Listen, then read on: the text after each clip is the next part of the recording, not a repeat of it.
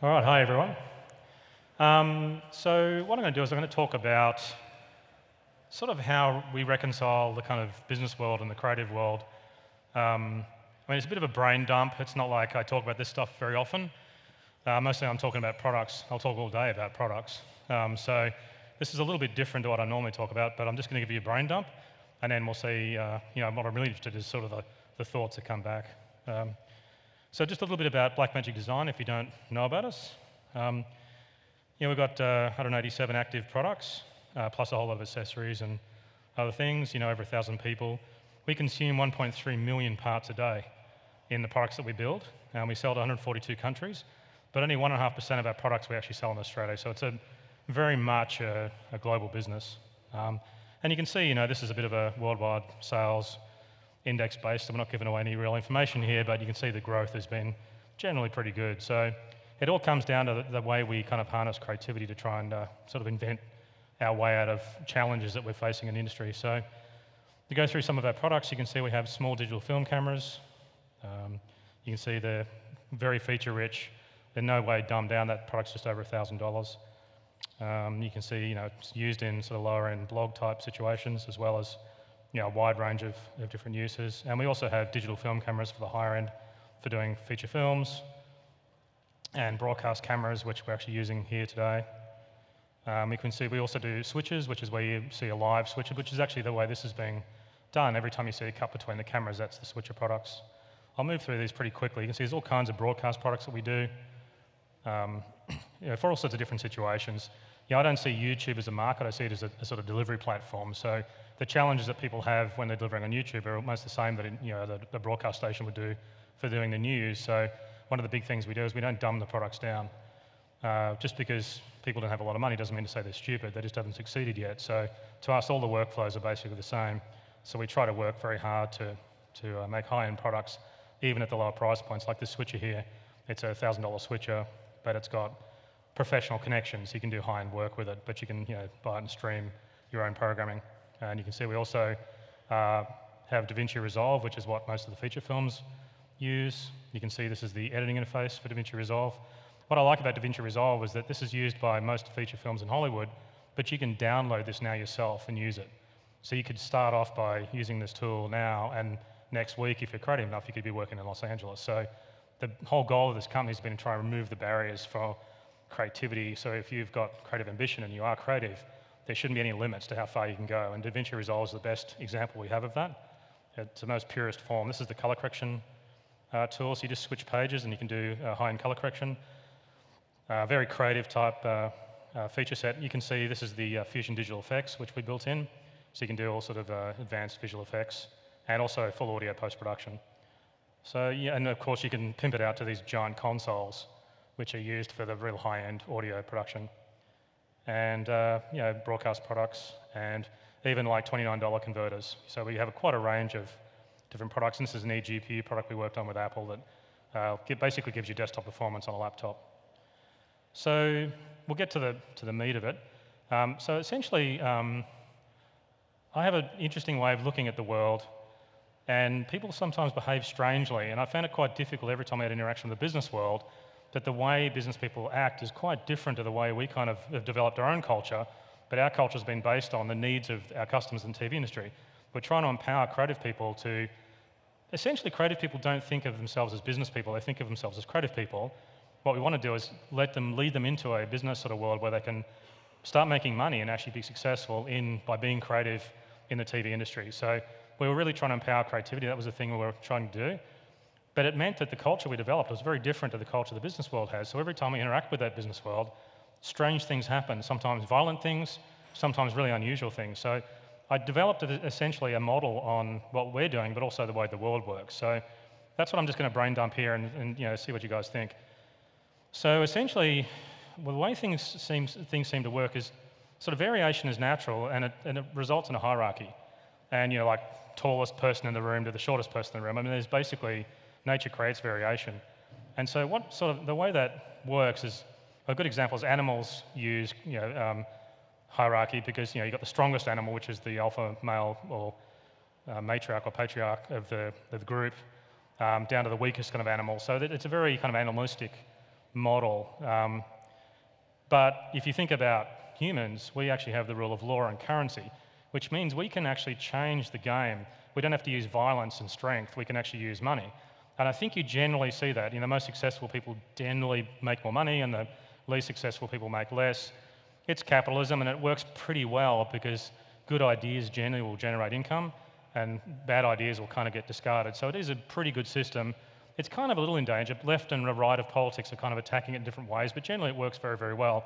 We've all used that to be here, and the building itself is using this model. So, you can have someone who can be quite weak physically, but they can actually, by using their brain, they can actually improve their world. So, that's one kind of, the way things work. But there is a kind of a slightly dangerous version of the currency, if you want to call it that, is a kind of prestige.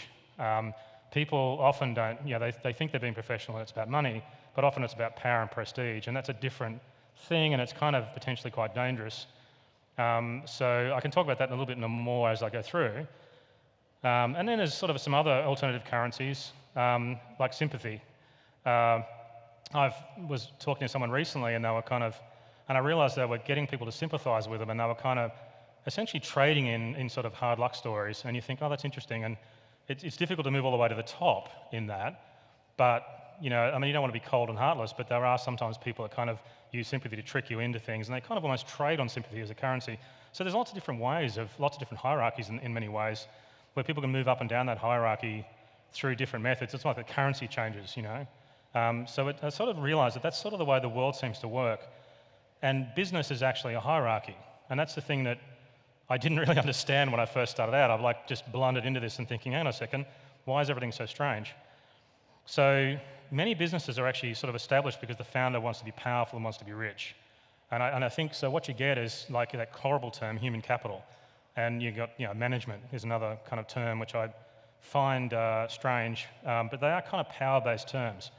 And I see a lot of businesses where they're kind of structured based on power. And that doesn't seem to be a very good model. It doesn't seem to be very creative, and we're not like that. So we run into problems when we get into that kind of sort of space when we have to deal like that, and that's the shocking thing. Because the problem is hierarchy creates distance between sort of the power in the business and actually the people that do things. And that's really bad because it makes bad decisions, you get bad decisions from that. Like that's why the space shuttles blew up, right? Because the managers didn't understand what was going on. There was guys on the ground saying, look, we've got problems here. Management didn't understand. Things take a long time to work out. I mean, anything that creates distance between the action, the person actually doing the work, and the person with the power to make decisions is basically bad. The decisions are less good, so to speak. In some ways, that's the nature of racism as well, where you've got someone assessed in a way that isn't really who they are. That people don't understand the person. They're making assessments on who they are. And so if you actually got business culture and you applied it to a person, that wouldn't be a very good person. I mean, look at metrics that are used in business to do analytics, and the way customers are defined in terms of demographics or just modelled, and it's kind of like judging a book by its cover. We much more prefer to look where a customer wants to go.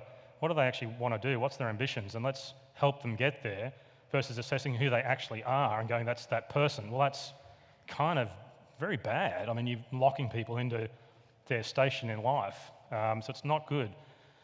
And it creates a rigidity that makes new ideas not possible because, it upsets the order, so we don't want that, and you've seen that even in countries, where countries become overly rigid. In fact, I think that's a criticism of economists. Economists model an economy and decide our economy is going to be a certain way, and anything that doesn't fit that doesn't fit. Or we shouldn't be making cars here, we shouldn't be doing this, we shouldn't be doing that. So well, how's it to you to decide that? If we just want to do it, we should have a go at doing it. It's up to us to decide what we do, not up to some centralised authority. And that's really the problem, I think, with a hierarchy. It actually centralises authority. You've seen that even with consolidating local councils. People don't have any real say over their communities anymore because it's set by some very large council and they pretty much can do whatever they like and can't really understand what's happening at the street level. So I think one of the problem, so essentially what I'm saying is a hierarchy kind of sterilises creativity. So inadvertently what I'd done, I mean, I grew up at the bottom of the hierarchy, right? And here's an example of, like say if you go into a store, the cashier who you're dealing with often has no power to do anything to help you. If you've got a problem with a product or anything, I mean, you can't talk to the cashier. They're implementing company policy, right? They're not actually able often to do much because the systems are a certain way. I mean, once in Singapore, we saw on television there was a pizza deal of a Mountain Dew and a pizza. Like, oh, how cool is that? So we called up and we said, oh, we want something else and some Mountain Dew. And it's like they couldn't sell us the Mountain Dew because it wasn't in their computer, even though they had it as a special. So they could only sell it as a special. They couldn't sell it individually. So you think this is insane, but that's just because it was the way it was set up. And so this is the problem with hierarchy. So what I ended up doing, what happened to me was I grew up at the bottom of the rung. I mean, I grew up in government housing, obviously public school. We had no money at all. Mum was on a pension. I went to a TAFE college. This cost $78 for that course. So, you start at the bottom of the hierarchy. So what you inadvertently do, the best way to succeed is to have nothing, is to be an absolute, in a sort of a failure position. I wouldn't say that you're a failure, but you start with nothing. I mean, and because what that does is it means that you have to kind of become inventive. So in many ways, the way I did this is I moved away from the hierarchy and just had an idea. And I drifted out, just thinking about my idea. And you're not really connected to hierarchy because you've got the bottom position in it, so you don't really care too much about it. But what happens is there's a lot of people doing that. There's a lot of ideas drifting around, sort of floating around. Anyone who has a unique idea is in some ways disconnected from the way things are. You're not part of the organisation. You're not part of the way things are set up. You've got this problem with the world and you want it to be different. So you're drifting a little and you're kind of wondering what that means, and you guys might be doing that right now. I wish the guys that designed the air conditioning in here actually had a little bit more creativity, and then it wouldn't be so hot. It's an auditorium designed to have people in it, and it's amazing how the temperature fluctuates once we get a bunch of people in here. But this is the problem, right? So generally that's how, we were one of those ideas, and our problem was, how do we empower people in the television industry? I felt like I could use computers to do it, so our first products were a capture card. If I plug the video standards of the TV industry, the high-end TV industry, into a computer, I can use all the computer software, and that'll be the most liberating thing I could do. So that's kind of how I see the things. In some ways, anyone with an idea is not in the hierarchy anymore. I mean, you're not trying to slot in. You're actually drifting in space or in a desert. So what that means, though, is that if you're wanting to start a company or you're wanting to start to build something, or you're an entrepreneur, what you're really doing is getting people around the idea. What you're essentially doing is you've got to give that idea life. So in the case of us, we've got to get an engineer and some sales and marketing and all these sort of people. You've got to basically generate some energy. So your idea is out in the middle of nowhere. You're kind of off in the desert, and then you've got to collect and sort of build an oasis in a way.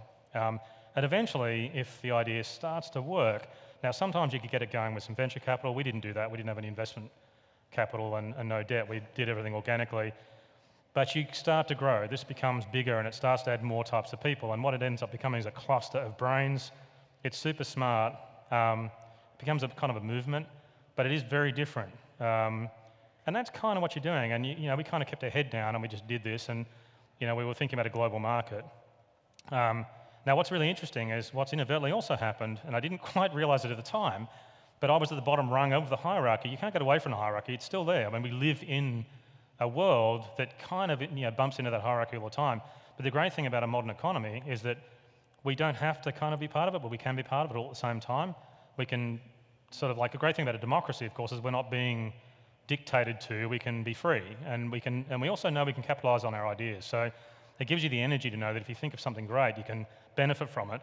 And it's a fantastic way of moving up the hierarchy, essentially. I mean, now we're, I think, the 900 and somethingth biggest company in Australia. So that means that we've moved a hell of a way up the hierarchy and inadvertently done that. So the cluster can actually kind of help you move up the hierarchy. Not that you're really trying to do that, but what is exciting is that you're adding on to the economy. You've created something and you've plugged it in. So I'm not fighting over property. And the problem with the hierarchy is it's basically hostile to any creative idea. It sterilizes anything that's unknown. I mean, it's such an organized structure. I joked and said, if you want to see how rigid people can be, we still have snowmen in our Christmas decorations. Whereas, it's not cold here. I don't understand how long it's going to take us to find something else. There must be something made of sand or seashells or something. I don't know why we have to have snowmen in our Christmas decorations. It's hot. It's really hot, and it's not even near Christmas time now. So I think what's interesting is there's such rigidity that sometimes the only way you can move up is to get out of the structure, move your way up, and then kind of plug back in again in some ways, because you are paying taxes and all these other things. I mean, in many ways, the taxpayers of the 70s paid from the education and got me started. And now here we today, I think we've brought in sort of over $1.5 billion into the country in income. So that's not a bad return on a $78 TAFE course, but that's what we should be doing, So it is a great way of moving up, but you're doing it in such a positive way because you're adding on top of the economy that already exists. The problem with the hierarchy is it creates conflict. You have to fight. For you to win, other people have to lose. So you have to fight your way up the hierarchy, or you escape the hierarchy, create something, plug it on top of the economy that already exists. And one of the problems with an overly rigid hierarchy in a country, I think, is that you start to sterilize out the creative things. And it now gives you a much more rigid process, and that's always going to create more conflict. It's not really about inequality. I mean, we're not equal, of course. I don't know anything like the same things that you guys know. Each individual person in this audience has unique experiences, and we're all really different. I don't know the same thing as a hairdresser or an air conditioning engineer, unfortunately. But I think that what there should be is equal opportunity to do amazing things. And that's where creativity is a fantastic way of doing that, because you don't have to fight. It's a fantastic solution for nerds, because you can just create things and then plug them in. You don't have to fight it out. So it's great. I think it's such a positive thing. And the more of us doing this, the less conflict there will be, because there's opportunities for people. So people don't feel like that everyone else has to lose for me to win. We're not climbing over the top of each other. We're creating up new things and plugging them in. We're in an IP-based economy, so we should be thinking like that. The problem is you're going to attract attention. This is where I get back to the prestigious thing. Occasionally, from time to time, we get people that react violently to kind of what we're doing. And it's sort of like you get some of the unwanted attention. I mean, the hierarchy's still there. It's interesting, I was researching this, and there's a bunch of monkeys that, because I was thinking, what do monkeys do, and there's this matriarch monkey that, what the matriarch, this female monkey does to show her power in the troop, she basically grabs new mothers' babies and just kidnaps them and takes them. And she sits there kind of abusing the monkey a bit and slapping it around a bit, and the mother just sits there because what it's doing is it's an expression of power. And there was one point where I was watching one video and the monkey kept bullying this weak sort of child monkey, and a bunch of other monkeys went running over and started biting the monkey as well. And I thought, isn't that interesting? It's often not the guys at the top of the hierarchy that are the problem.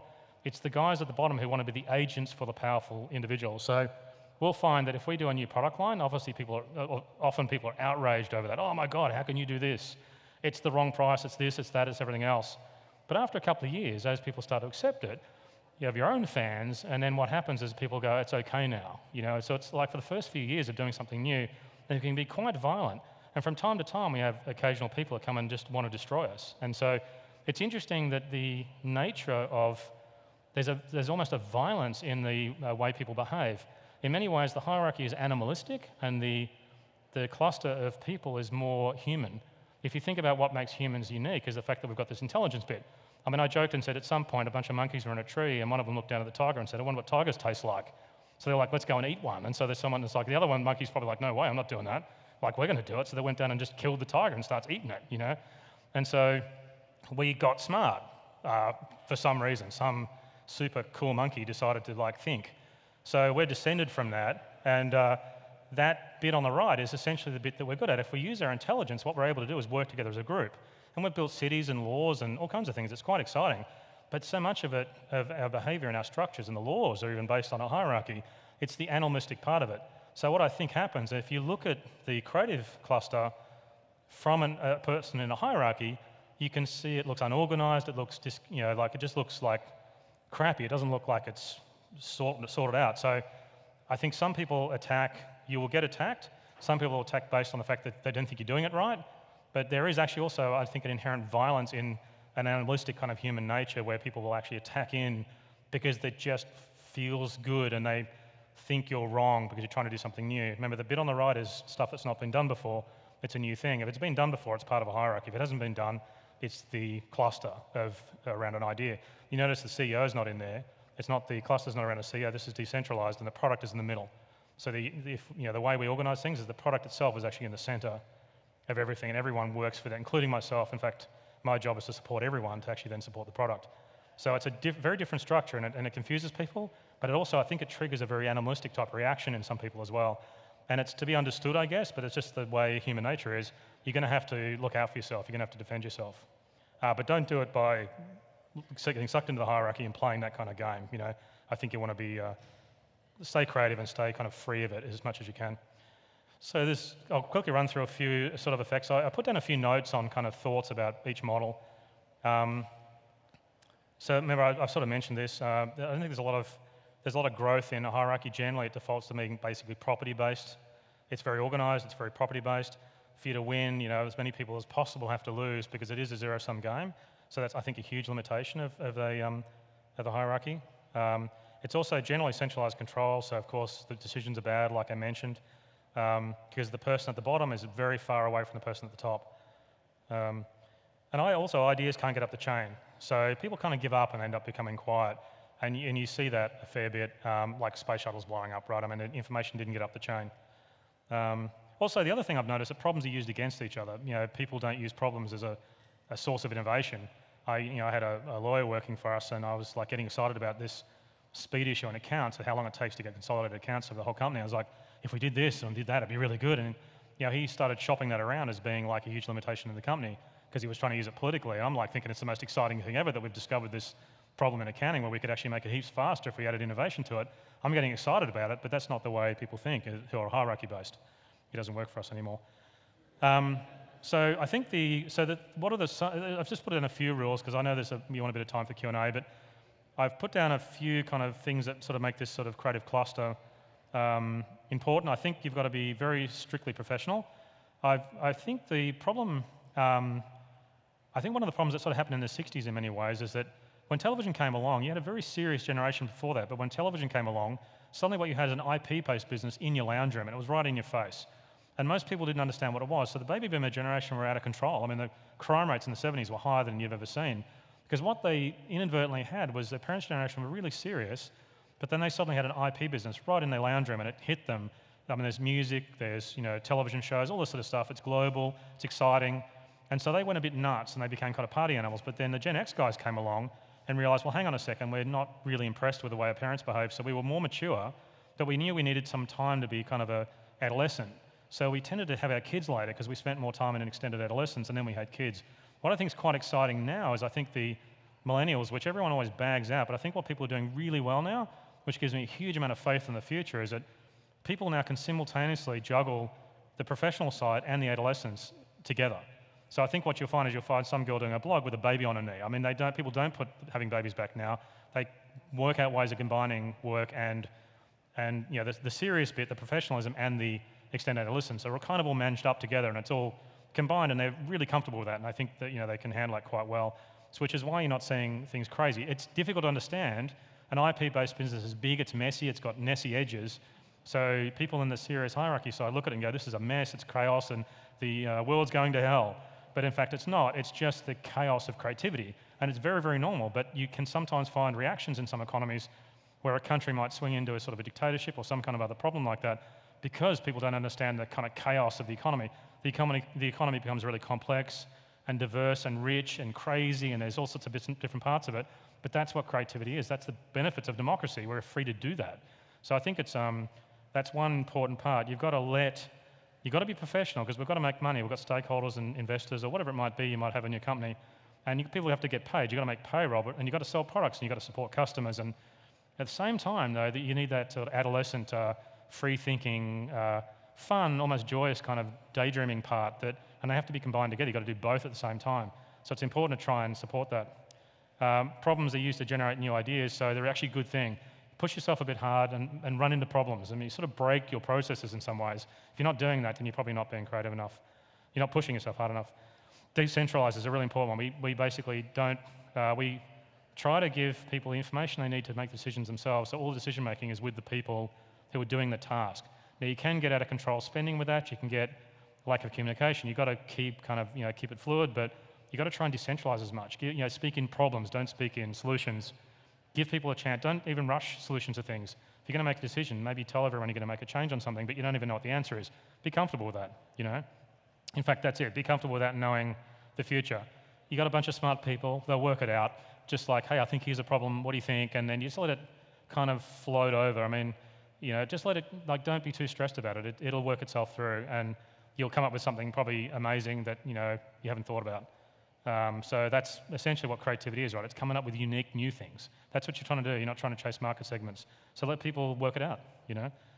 And push forward a bit so people don't get bored. You don't want to keep sort of reaching low. You do need to sort of try to do some exciting, difficult things so that people have new challenges. They don't get bored. And again, there's some creative things to kind of solve. So like people do that with exercise, right? They'll push themselves a little bit further. They'll try and get a better time. I mean, obviously, I'm not the best person to talk about exercise, but unless it's eating high quantities of chocolate Easter eggs. But the reality is, people do test themselves in different ways. We'll kind of make sure everyone can test themselves so you get a chance to learn something new by trying to do something you haven't done before. Also, protect people from psychopaths. You will get people from time to time who will try and disrupt this.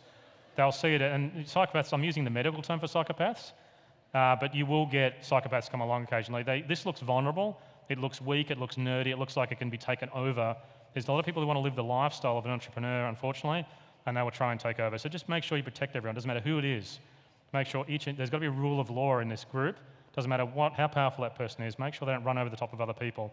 I'm not talking about like dumbish people being able to get away with it. What you're talking about is if someone's earned their position and they're really smart and everything, make sure they're not run over the top of. You do have to protect people, and that'll cause people to hate your guts. But that's your responsibility is to do that.